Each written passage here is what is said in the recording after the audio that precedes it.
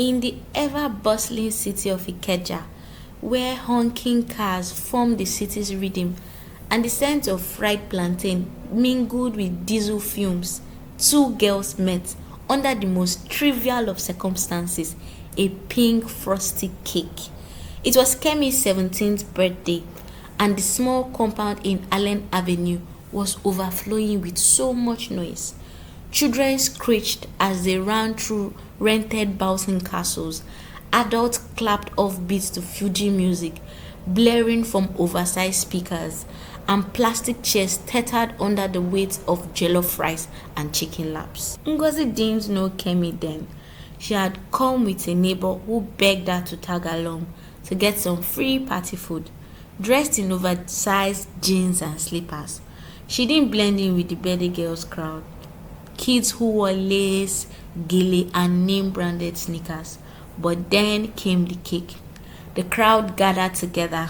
Kemi posed, cutting the pink confection with her parents beside her, while photographers snapped away. But as the cake was getting sliced and distributed, chaos broke loose. There wasn't enough. Ngozi, fast and hungry, reached for the last piece at the same time as Kemi. They both grabbed the plate, their eyes locked. "Let go," Kemi shouted. "You let go," Ngozi snapped. The plate fell. The cake hit the floor, and everybody was shocked. It should have ended in tears, but it didn't. The two girls stared at the slice, then back at each other, and burst out laughing. From that moment, a strange theta connected them, something beyond logic or explanation. They weren't even from the same tribe. Ngozi was Igbo, Kemi was Yoruba.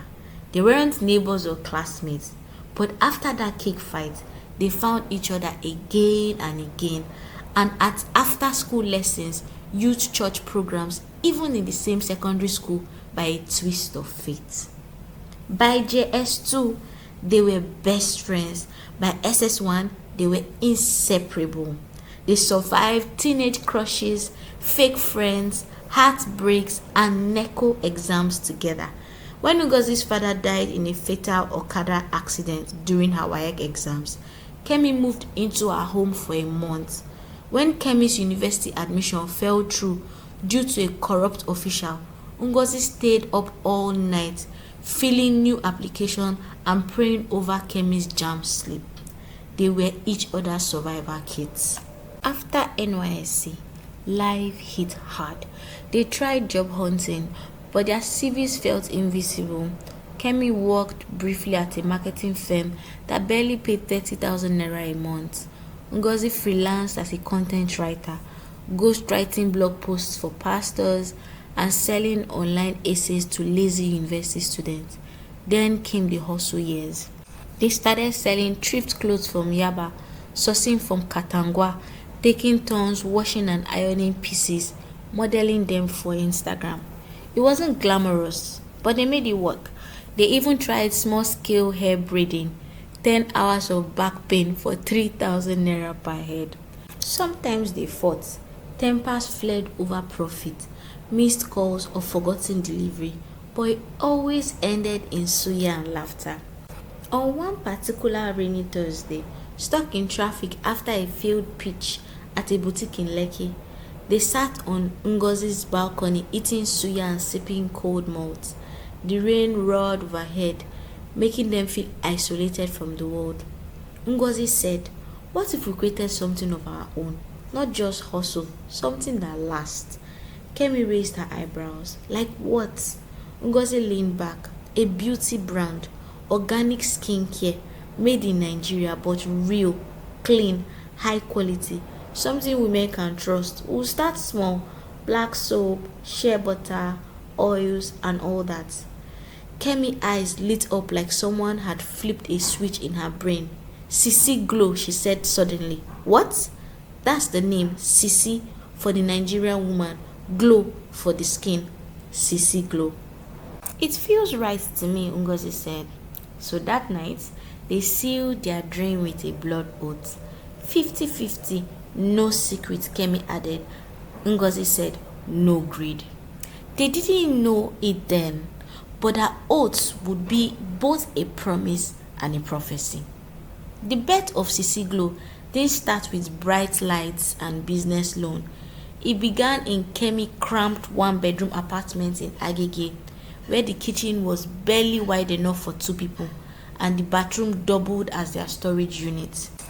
Ngozi became a self-taught formulator, spending nights watching YouTube tutorials, researching skin types, reading articles about shea butter extraction, essential oils, and emulsifiers. She bought a notebook and scribbled formulations like a pharmacist. Kemi, on the other hand, dived into the art of branding. She taught herself Canva, designed labels on her cracked Android phone, and started the Sisi Glow Instagram account, posting daily affirmations and DIY skincare tips. Her captions were witty and funny, but her energy was magnetic. Their first product, a turmeric black soap in a reused mayonnaise jar with a hand-drawn sticker, they sold 5 jars in the first week, then 15 the next, then 30. Each customer came with a testimony. My skin feels different. I have tried everything before. What's in this soap? With 5,000 naira in savings and 20,000 naira from a small loan, they brought proper packaging.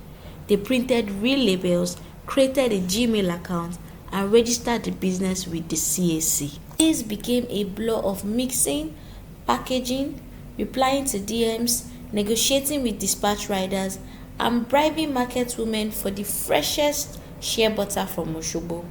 In public buses, they passed out samples. At trade fairs in Yaba, they shouted over loudspeakers, offering discounts for anyone who would give them a chance. The hustle was raw, but it worked.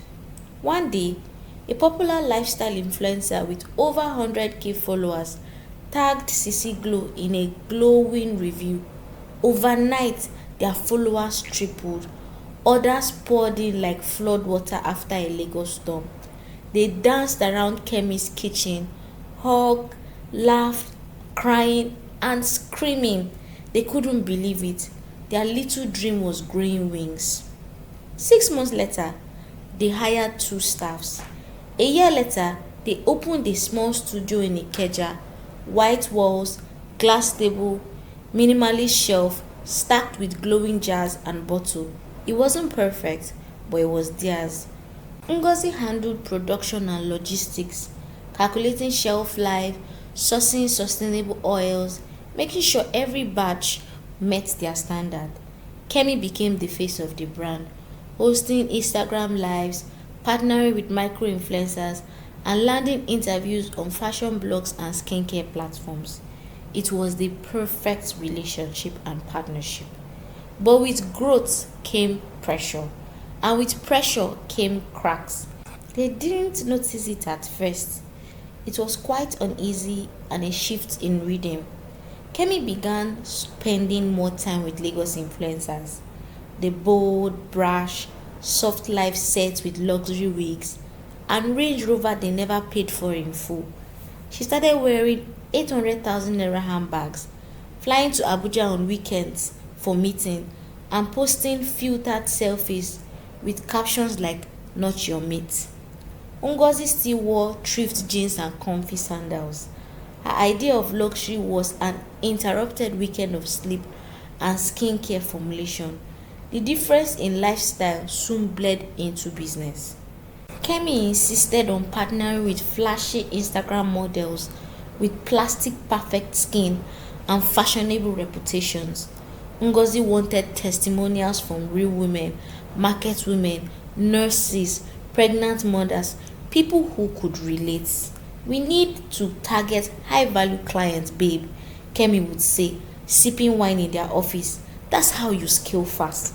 Ngozi frowned. "And lose the soul of the brand?" Kemi rolled her eyes. "You are thinking too small, babe." Their arguments were frequent now. In public, they were all smiles, hashtag Sisi Glow Queen, friendship goals, brand sisters. But in private, they were 2 women clinging to a dream that had begun to choke them. Then came the first real fracture. A French cosmetic investor reached out. He was visiting Nigeria for a Green Beauty Expo and wanted to meet the CC Glow founders. Ngozi was so excited. She prepared a presentation with facts, figures, and performance charts. She wanted to talk sustainability, sourcing, long-term vision, but Kemi had a very different plan. She booked them into a fancy lounge in Victoria Island and wore a tight jumpsuit and red bottom heels. She spent the meeting flirting with the investor, turning the conversation into a cocktail of promises and allure. When Ngozi tried to present the numbers, Kemi cut her off with laughter. Don't mind her, she's the geek, I'm the glam. Ngozi sat frozen, humiliated. That night, she confronted Kemi. You undermined me. Kemi raised an eyebrow. Relax, it's business.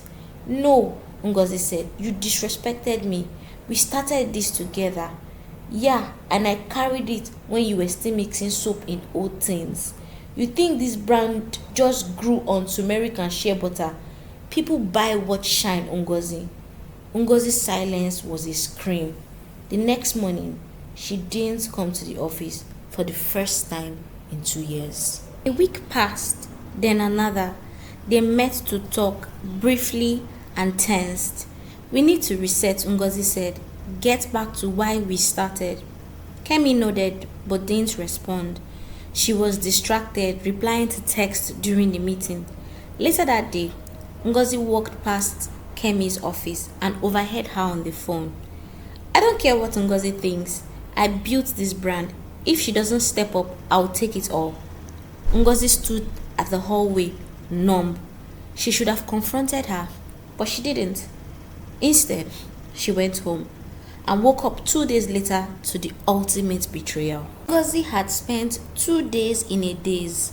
She didn't know what hurt more, Kemi's blatant betrayal or the feeling of being invisible in the empire they both built. Then came the news. She was scrolling through Instagram when her phone buzzed with an email notification. It was a forwarded message from a mutual friend, a former colleague who had been working as their legal advisor.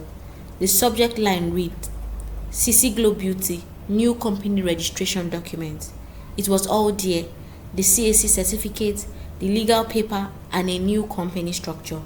Kemi had registered CC Glow under her own name. No warning, no explanation, just a few signatures, and Ngozi's name was nowhere on the documents. The silence in Ngozi's apartment felt suffocating. Her fingers trembled as she reread the email. She stared at the phone, unable to make sense of what had just unfolded. How could Kemi, her best friend, her partner, do this to her? Without a word, Ngozi went straight to the office. She hadn't even called Kemi yet. She needed to see it with her own eyes. When she walked through the door, everything felt foreign. The office that had once been their shared dream now seemed cold and lifeless, like a shell of something beautiful and broken. Kemi wasn't there, but Ngozi found the files, the ones they had worked together on, the ones that carried their sweat and sacrifices. Everything had been transferred into Kemi's name. There was no going back now. Ngozi sat at her desk, her mind swirling with a chaotic blend of emotions, anger, betrayal, sadness. She had always trusted Kemi, but now that trust had shattered like glass, leaving jagged pieces of bitterness in its wake. Kemi returned later that afternoon. Hi, she said, her voice casual as if nothing had changed. Ngozi didn't respond immediately. She just stared at Kemi, absorbing the weight of the silence between them. Her heart pounded in her chest, each beat louder than the last. Finally, Kemi broke the silence. What's up? I saw your missed calls. Ngozi stood up, the tension in the room thickening with each word that was about to come. I know what you did. Kemi's face twitched, but she quickly regained her composure. What are you talking about? Don't play dumb with me, Kemi. I saw the new registration document. You registered CC Glow under your name alone. Kemi's eyes darkened. Business is business, Ngozi. You know that already. I don't care about the business right now, Kemi. I care about you stabbing me in the back. Kemi laughed. Her tone was cold and dismissive. You are always too emotional, Ngozi. This was the only way to make things work. You weren't doing enough. I had to secure the future of the brand. Ngozi's fist clenched at her sides. I trusted you, Kemi. We promised each other 50-50.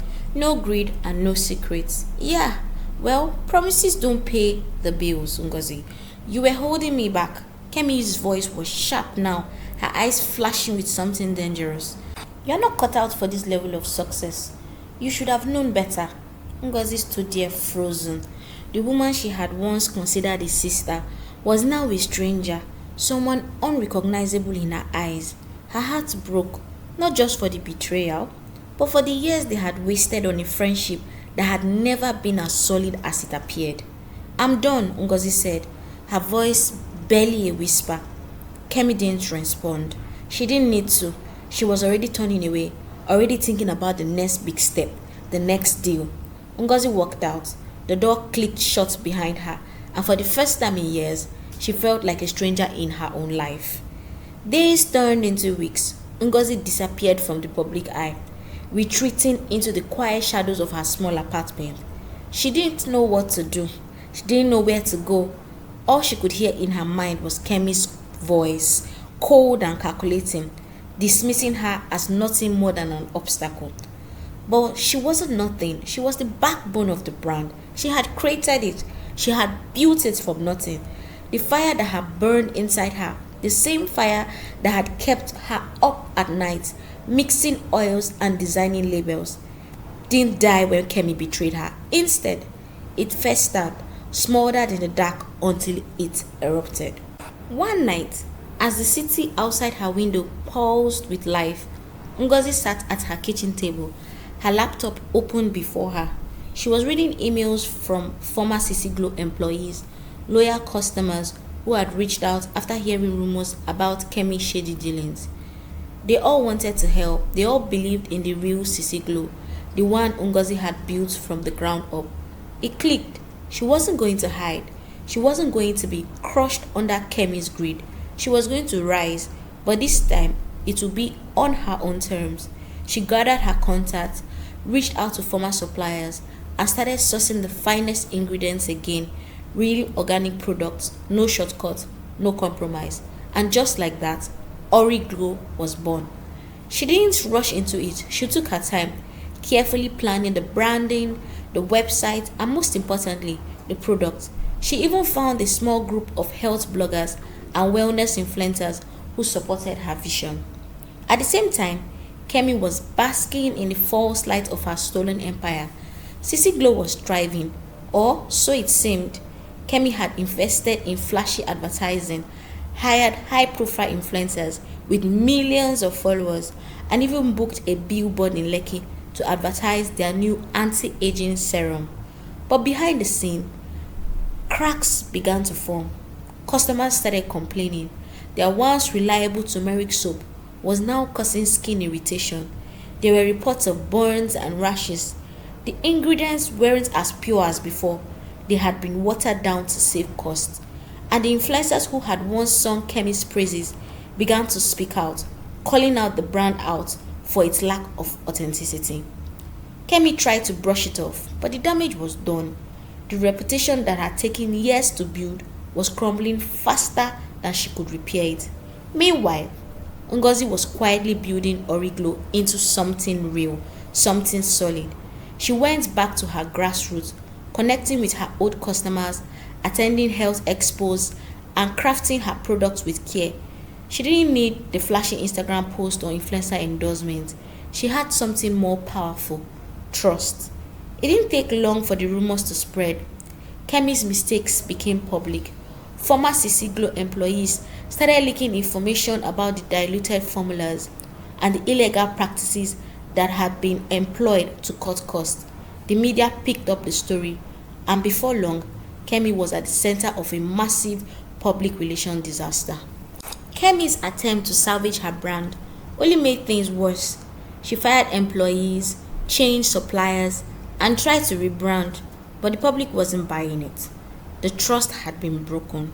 Meanwhile, Ori Glow was launching a new line of organic face serums, and the guest list was packed with industry heavyweights, beauty experts, and influencers who had followed Ngozi quietly but steady rise.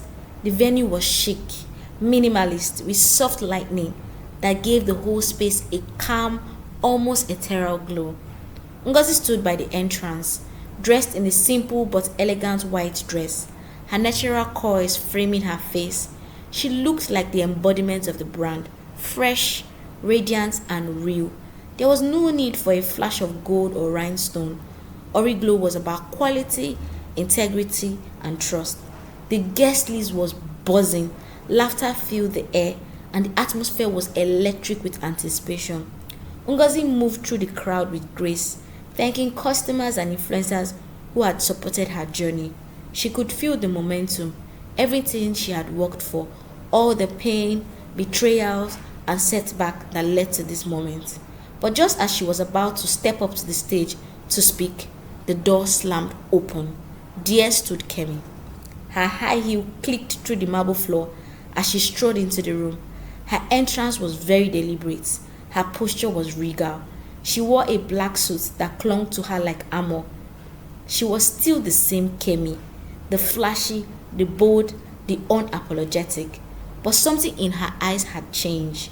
The arrogance was gone, replaced by something darker, desperation. The crowd went silent. Kemi walked straight up to Ngozi, her heels echoing in the now still room. "You are doing well, I see," Kemi said, her voice low with a hint of bitterness. Ngozi didn't flinch. She held Kemi's gaze, her expression calm, almost serene. I have always done well, Kemi, even when you tried to bury me." Kemi laughed, but it wasn't a laugh of amusement. It was hollow, brittle. "You think you've won, right? You think this your little brand is better than what we built together. We didn't build anything together, Kemi. You built your empire on lies, on stealing, and on cutting corners. I'm building something real," Ngozi replied. Kemi's face twisted. "You wouldn't have anything without me. I carried you. I made Sisiglo what it was, and now look at you, playing the victim, acting like you didn't know exactly what I was doing." "I knew," Ngozi said softly, "but I never thought you would be the one to destroy everything we built. I thought you were my friend, but I was wrong." The silence in the room was thick, the tension palpable. The crowd, sensing the confrontation, backed away, whispering amongst themselves. Kemi stepped closer, lowering her voice. "You don't get to take my brand from me, Ngozi. You don't get to take everything from me. Sisiglo is mine, and it will always be mine. You're nothing but a copycat, a pretender." Ngozi's eyes darkened, but her voice remained steady. "A copycat? No, Kemi, I'm the real deal. You're just the one who got exposed." With that, she turned to the side, signaling to the event coordinator. The screens around the room flickered to life, and a video began to play. It was a compilation of customer complaints, screenshots of leaked emails, and testimonies from former Sisiglo employees. It wasn't just about the faulty products or the shady practices. It was about the truth of what had happened behind closed doors. His face paled as she realized what was happening. She tried to interrupt, but the video continued, showing the slow but inevitable collapse of her brand. The crowd shifted uncomfortably, murmuring as they watched Kemi Empire crumbled in front of them. Influencers who had once sworn to Sisiglo now shook their head, pulling back from their endorsement of the brand. It was slow and painful. When the video ended, there was no applause, just a heavy silence. Kemi stood there, frozen, unable to move, her expression a mixture of shock, rage, and humiliation. Ngozi took a step further, her voice calm, but with the weight of the truth behind it. "You stole from me, Kemi. You took everything I had worked for and turned it into something fake. But the truth always comes out, and now it's over." Kemi's lips quivered. She wanted to say something, anything, but the words wouldn't come out. She knew she had lost. Ngozi turned to the crowd, her voice steady. "Origlow is built on honesty, on integrity, and on the belief that quality matters more than fame. I won't play in the dirty game of shortcuts and lies. I will always stand for what is real." The crowd, sensing the weight of the moment, began to applaud. It wasn't just for the brand, it was for Ngozi, for her strength, for her courage, and for her refusal to let the shadow of betrayal define her. The days following the launch event were a whirlwind. Ngozi's phone buzzed non-stop with messages, media inquiries, and congratulatory notes from everyone who had witnessed the showdown between her and Kemi. The story of the event, the betrayal, and the truth behind Origo spread like wildfire. Bloggers and influencers who had once worked with Kemi now publicly declared their allegiance to Ngozi, sharing their message of authenticity and integrity. The press picked up on the story, and before long, Ngozi was featured in articles about resilience, entrepreneurship, and the rise of female-owned businesses in Nigeria. But Kemi's empire was crumbling piece by piece. The leaks about Sisi Glow's faulty product had gone viral. Customers who had once sung the brand's praises were now lambasting it on social media, recounting their skin issues and the bad quality they had experienced. Influencers who had once shilled for her now disassociated themselves, posting ad disclaimers, distancing themselves from a brand that was no longer trustworthy.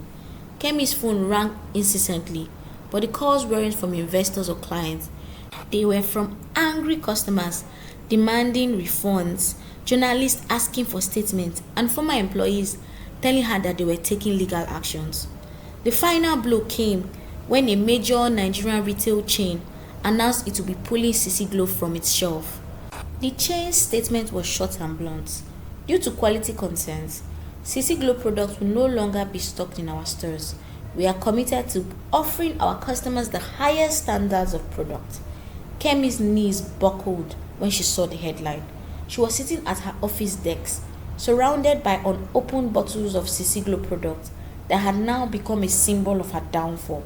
She tried to call her lawyer, but there was no answer. Her publicist was unreachable. The brand she had built, no, stolen, was slipping away from her grasp. She tried to stay composed, but the walls of her empire were closing in. Everything she had fought for, everything she had lied for, was now unraveling at an unstoppable pace. Meanwhile, across the city, Ngozi was thriving. Origlo had taken off in a way she could never have imagined. The brand loyal customer base grew exponentially, fueled not by flashy ads, but by words of mouth. People believed in what Origlo stood for: honesty, quality, and sustainability. Ngozi had made sure her brands were top tier, using only the finest organic ingredients and ethically sourced materials. She worked tirelessly, traveling to different markets, connecting with suppliers, and building partnerships with influencers who shared her values. Slowly but surely, Origlo expanded its reach, moving beyond Lagos to Abuja, Port Harcourt, and other cities across Nigeria.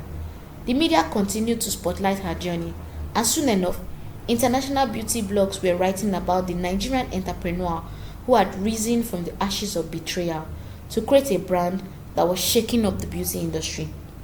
Yet, despite the whirlwind success, Ngozi remained grounded. She never lost sight of the mission that had fueled her up from the beginning, to create a beauty brand that represented more than just vanity. Origlo was all about empowerment, self-care, and believing in the power of authenticity. But Kemi couldn't let it go. She couldn't let Ngozi win. She took to social media, attempting to rally her followers, trying to paint herself as the victim of a grand conspiracy. She posted an emotional message. Sometimes, life takes everything from you, but you have to keep fighting, because only the strong survive. Don't let them tell you who you are. I will rise again, stronger than ever. This is not the end of Sisi Glow. It's just the beginning. But no one was buying it. The influencers who once rallied behind her turned their backs. Customers who had once defended her brand were now posting scathing reviews. Her followers, who had been loyal for so long, began to question everything. Kemi had lost the trust of the people. Months passed. Kemi's reputation continued to deteriorate. She tried to start new ventures, but the shadow of her past mistakes followed her everywhere. No one wanted to work with her. Her name had become synonymous with failure, deceit, and greed. In the end, Kemi was left with nothing. No brand, no loyal friends, no customers. She was forced to sell off the remains of Sisiglo in a fire sale to cover debts. And even then, she wasn't able to recover. The last time anyone heard from Kemi, she was seen selling fake designer bags in Balogu Market. A far cry from the high-powered beauty mogul she had once been. It was a humbling fall, one that no amount of luxury handbags or Instagram followers could have prevented. As for Ngozi, she continued to build Origlow into something bigger than she had ever dreamed. The brand expanded across West Africa and soon it began to gain international recognition. Investors took note of her success, offering partnerships and opportunities for growth, but Ngozi remained courteous. She wasn't interested in just making money. She wanted to make an impact. Her journey was far from over.